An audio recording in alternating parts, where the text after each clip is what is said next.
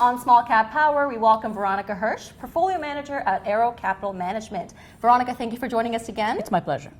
So let's talk about the fact that last time we spoke, we talked about the old saying, sell in May and go away. But many investors are saying that this year they don't advise it. Do you agree? So yes and no. The answer is a little different for depending which geography you're talking about. So if you're looking at Canada, I would perhaps say yes, that we will see a lot more volatility. In the US, I wouldn't be necessarily taking profits yet because I think there's sort of a few more things, good things will happen in the US. So the tax, I'm still looking for tax changes from the government. Of course, I don't know when, and we don't know what's going to be in there. But the reality is that at some point next year, they will start talking about the details of the plan, and I think the market will react to it, right. and we'll get one more big move in it, and you don't know when that'll happen, right? And you just said yes for Canada. Why so? Yeah, so Canada, we don't really have anything that I can think of that's going to be really exciting. It's going to propel our stocks higher. Cyclical stocks are not looking healthy. Obviously financial stocks are under pressure as well. I'm not looking for any sort of financial catastrophe to happen, but nonetheless, I also don't think that the foreigners will come in and buy the stocks. With the low Canadian dollar, foreigners are just not interested in being in our market. So it's kind of abandoned, and I just don't see anything changing that. Now for the loonie, it is the worst performing major currency against the US dollar. Do you think that, especially with Trump's tweets not doing us any favors, the economy, the Canadian economy, the negative sentiment is misguided? So I would actually blame the Canadian dollar weakness on pause and nod on Trump. Oh. He's been very misguided in all his statements. He's constantly talking the dollar and the economy down. So last quarter, when we had a decent number, GDP number, he said he was surprised how strong the economy was. Yep. Really? Should the governor be surprised by what the economy is doing? He's constantly threatening or to lower rates more if the economy doesn't do well. And so that's great. So that's on one hand, he's talking the Canadian dollar down and the interest rates down.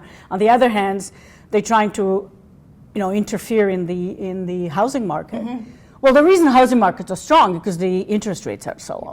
Right. So their policies make zero sense. And one of the things that I find interesting is that him constantly talking down the economy and the dollar allows the hedgies in the U.S., to come and basically short our market with impunity. Because the way they look at it, if they get a currency right, and they manage to get the stocks directionally right, they're going to make a lot of money.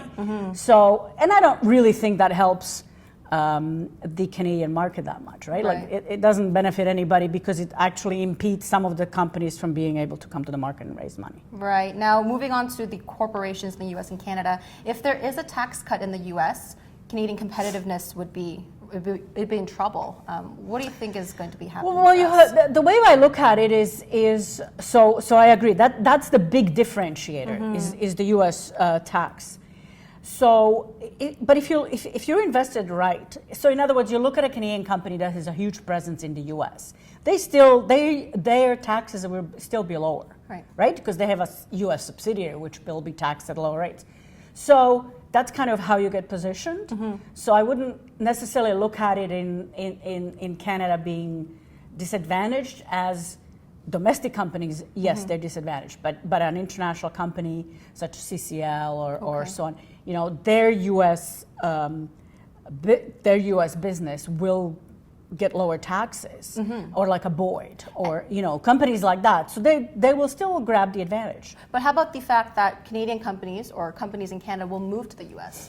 I don't think in reality a lot of that will happen. A lot of people talk about it, right? So a lot of people who, for whatever reason, companies that need to be in the U.S. for whatever reason will talk it up, and it'll make it sound like they're moving down because of the lower rates or because of Trump or whatever. In reality, you base your business decisions on a 10-year strategy, not on what Trump may or may not do next week. In that year. So right. I don't really think it's going to be kind of a major. Okay. It's not going to help. Don't misunderstand me. I don't think it's going to help. But I just don't really think in the long run it's a huge detriment. All right. So what would you be doing in the next bear market? How would you be managing risk? So what worked in 2008, so you pick the sector that's causing the biggest amount of damage to the stock market, which is what I look at. So last cycle was the U.S. financial. So be very specific. And then shorting that sector. And that really allows you to grab as much upside on that short as you possibly can, right. and then being long defensive names, the ones with low beta, so that they don't get crushed, right. and predict and names with companies with predictable earnings and predictable results. So that's kind of, I always do the same. It's not necessarily going to be the same sectors in every cycle that right. you're long and short, but basically the fundamentals will be the same in the sense that you want to be long, defensive, predictable names, and you want to be short the one sector that's in deep trouble. Whether that's going to be housing or financials, probably it'll boil down to financials again. Right. And for the average investor who don't rely on portfolio managers like yourself, what is your top tip for investing in, let's say, a bear market versus a bull market? Be defensive. Like don't buy stocks that aren't predictable, where you're actually expecting that they rely on some specific event of happening, because those events might not happen, and then then you have a stock that's not performing. Buy high yield growth, defensive food stocks. Think of companies that people will always have to rely on. You have to eat, you have to sleep, things like that. Right, so right. so those are kind of the names I would buy, and some utilities. Don't buy anything that you don't feel comfortable about. Right, you can right. do that in a bull market, but don't do it in a bear market. All right. Now, speaking of companies and what to invest in, do you have any small cap growth stock picks at this time?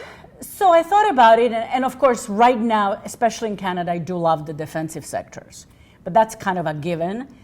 So I kind of picked two cyclicals that you might want to include for people who are brave and who want some diversification in their portfolios. Storage Vault is one name. So what they do is they're a consolidator. That's always my theme. Companies that grow by consolidation. They differentiate it from mom and pop in the sense that their locations are better. They have better looking. They're better lit. They have better parking. So they demand. All across Canada. All across Canada. Most provinces. So that's one name. The other one would be AG Growth, which is I only picking it because the agricultural sector has been so horrible. The fertilizer names have been terrible. This is again a name that's growing by acquisition. So again, even in a recession, it could do okay. And I think perhaps the agricultural sector is bottoming here. Right. It looks like it might. So they basically sell augers, handling equipment, both for farmers but also infrastructure. Oh, okay. Okay? So they used to just service the farmer. Now they actually branched out into infrastructure. So that allows them to be less cyclical and also have much more, sort of many more companies to buy if they're going to continue to grow. Okay. All right. Well, thank you so much for the stock picks and your insight today, Veronika. My pleasure. Thanks. To learn more from Veronika and Arrow Capital, you can go to arrow-capital.com. I'm Rachel Lee for Small Cap Power.